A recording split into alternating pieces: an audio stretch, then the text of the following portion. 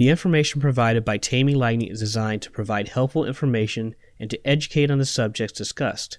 The information provided is true and complete to the best of our knowledge and is not intended to be used without professional guidance and supervision. All recommendations are made without guarantee on part of Taming Lightning and affiliates. Taming Lightning and affiliates disclaim any liability in connection with the use of this information. Taming Lightning podcast is supported by the Pittsburgh Glass Center, a non-profit public access glass studio and one of the top glass facilities of its kind in the U.S., with a knowledgeable and friendly staff and a safe, fun atmosphere. Our community is made up of artists, collectors, students, or just those fascinated by glass.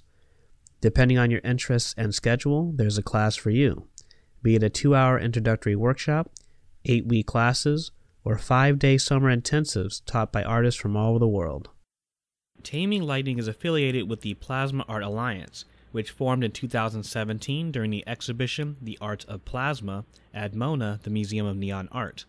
Their mission is to promote the illuminated plasma in glass as a sculptural art medium, foster public awareness for this art form through exhibitions, conferences, and educational outreach, and support the exchange of information related to techniques and technologies essential to the advancement of the field. PAA will serve the growing interest in this evolving art for the mutual benefit of artists, enthusiasts, and patrons. If you're interested or would like to join, you can find them on the web at www.plasmaartalliance.com. And before I get going here on the episode, I'd like to mention a support option for Taming Lightning, which is Ko-fi. That is Ko-fi. This will be replacing the Buy Me a Coffee option used previously, and I wanted to switch to something that's been around a little bit longer and worked better for presenting my content. With this, you're basically donating or giving a tip at the cost of a $3 cup of coffee based on how you think I'm doing, and if you like the project, it's nice to support it. Your donation goes directly to the podcast for means of assisting with audio equipment upgrades, billing or hosting, software or services used in processing audio, and future travel and professional content. You're by no means obligated to donate, but any support, including commenting and sharing, is appreciated.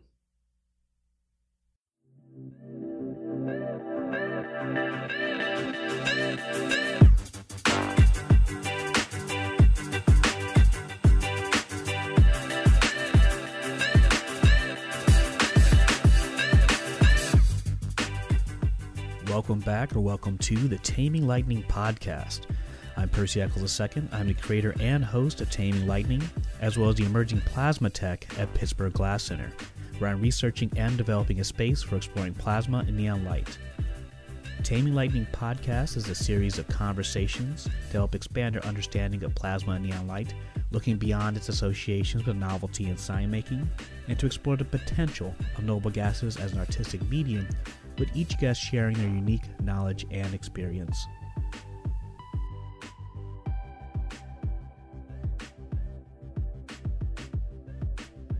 The intro is Boost by Joachim Krud.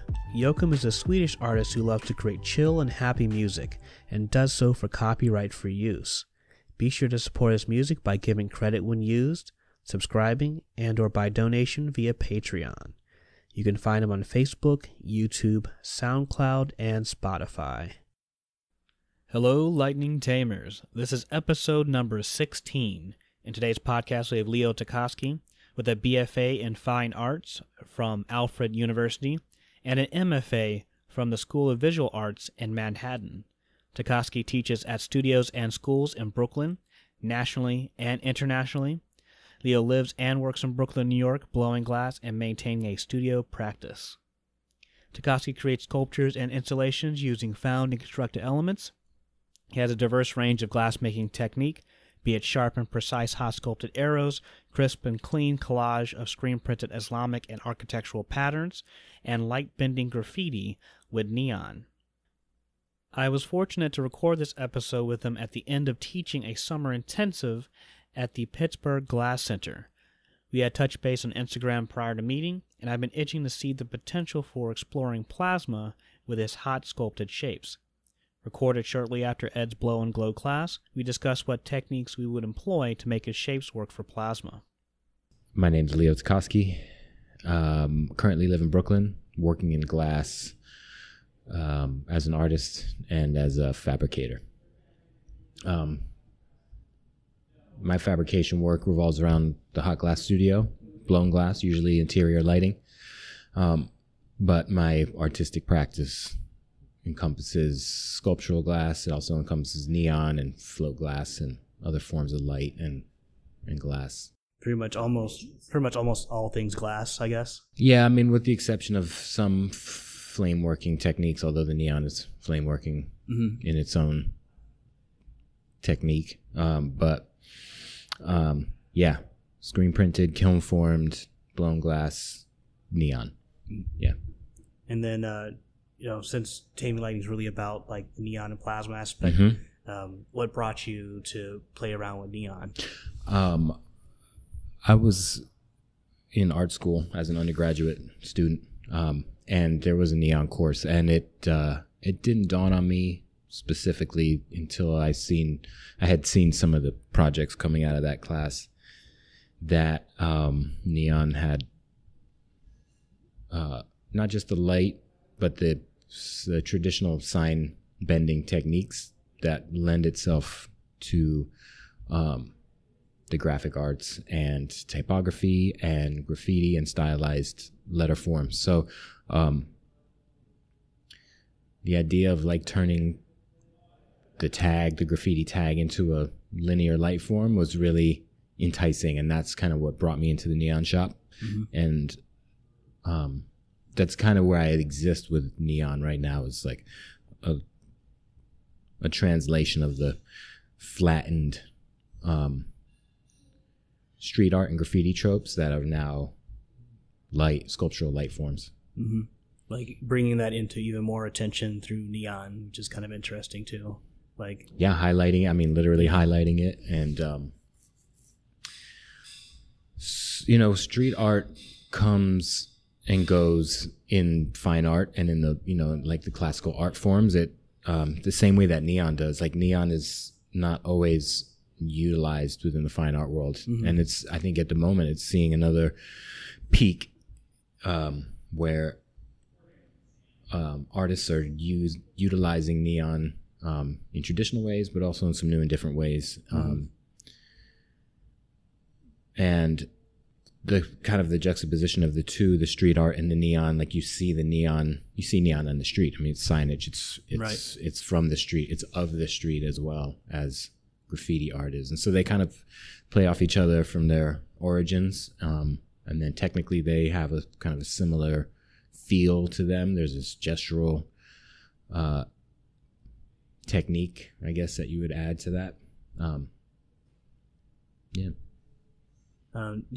Are you still kind of keeping your hands like ready and hot with bending, or it has kind of set back as you kind of focus more on other types of methods of making?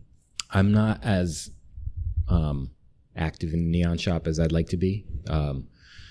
So the work that I've been doing as of late that involves neon is some of my own work, and it's also contracted neon as well. And that's something nice too, to kind of work with other benders and get their input on style and technique, and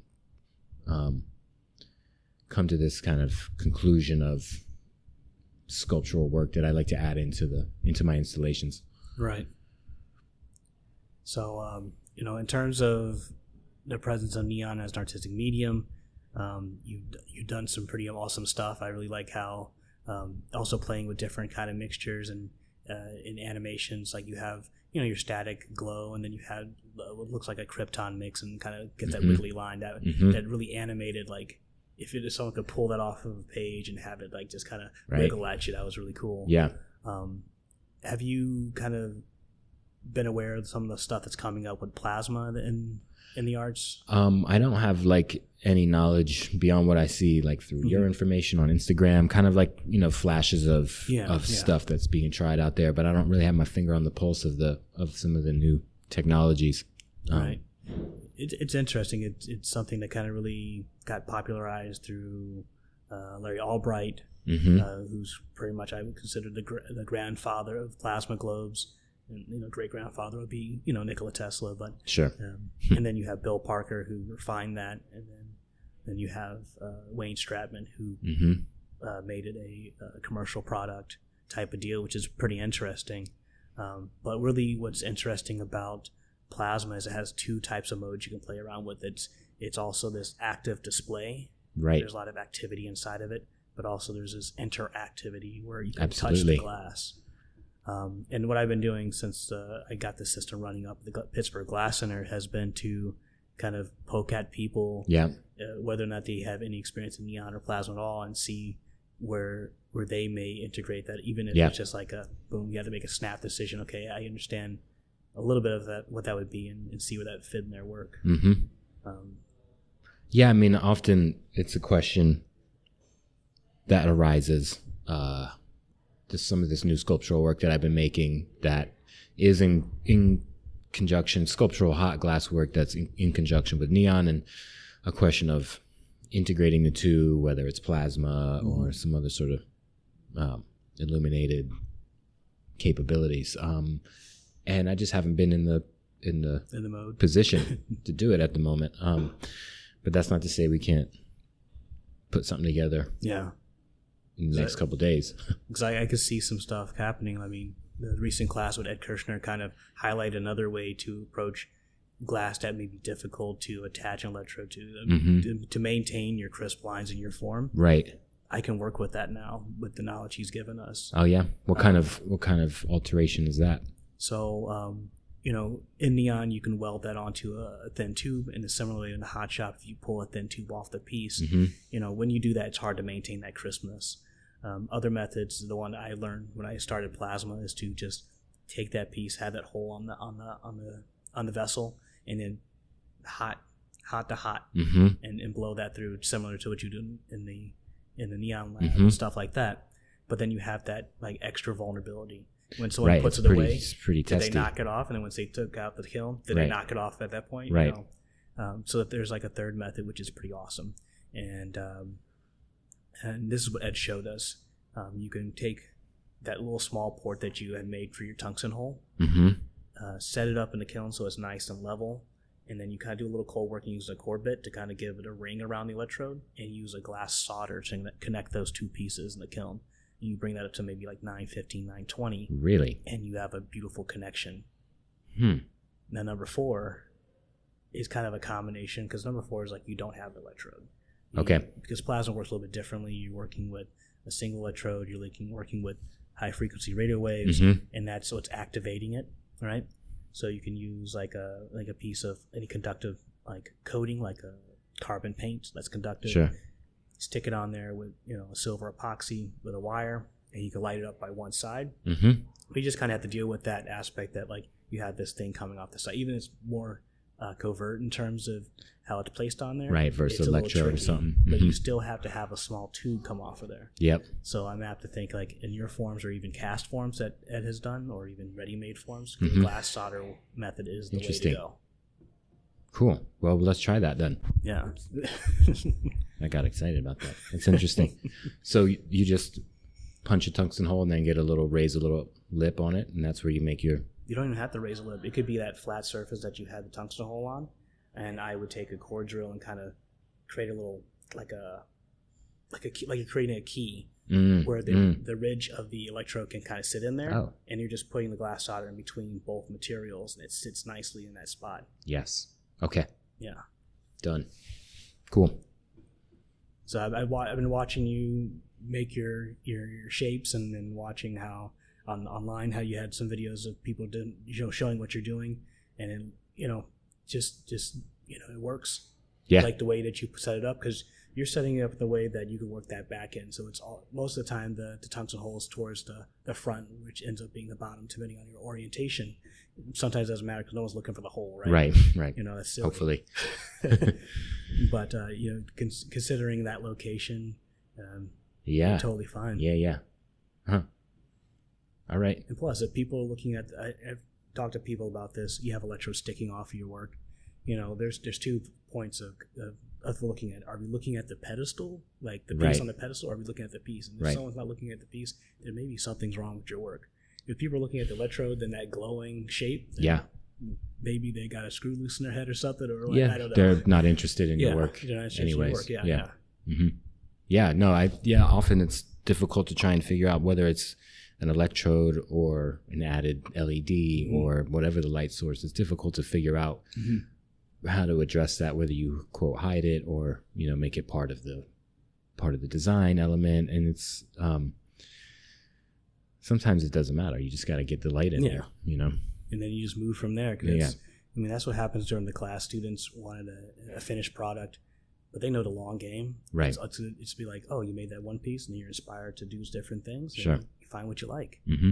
And if it's not for you, that's okay. Right. That's okay. Exactly. Yeah. You know, you've been in contact with a lot of different neon people throughout your... I run into them here and there and meet them. Yeah. In travels and teaching. Yeah. Is there anyone, I'm throwing the ball here. Is there anyone that you think would be awesome to have on the podcast? People that you like personally or like what they do?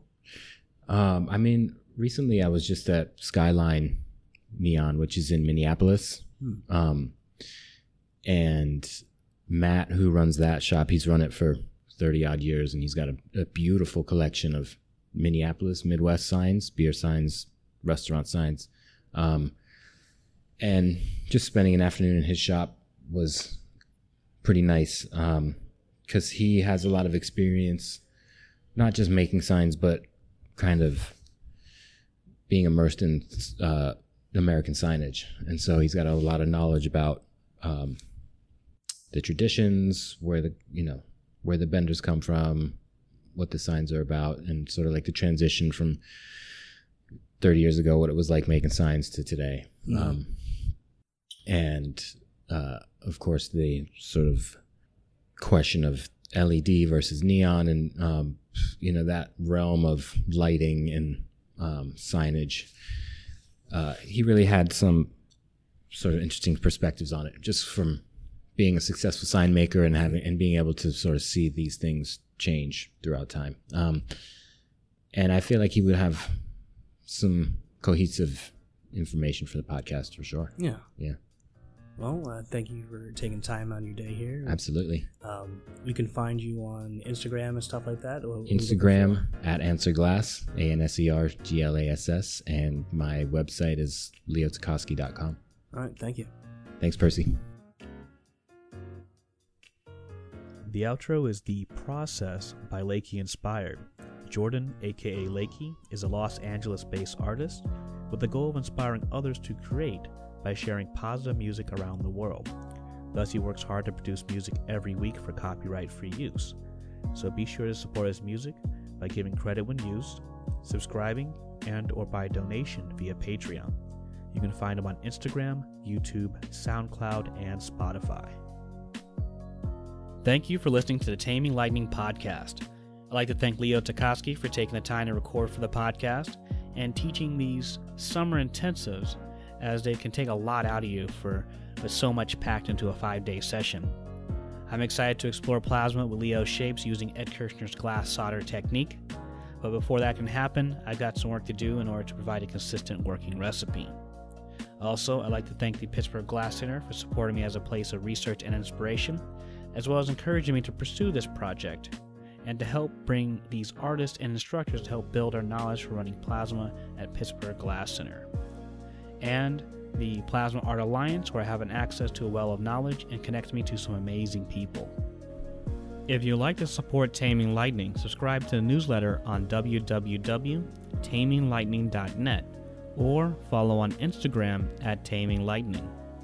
Other options for support are donations through Ko-fi, spelled ko-fi.com/Taming Lightning, where you can donate for the price of a $3 cup of coffee. Links will be provided in the show notes. Feel free to share, comment, and subscribe, and I'll see you next time.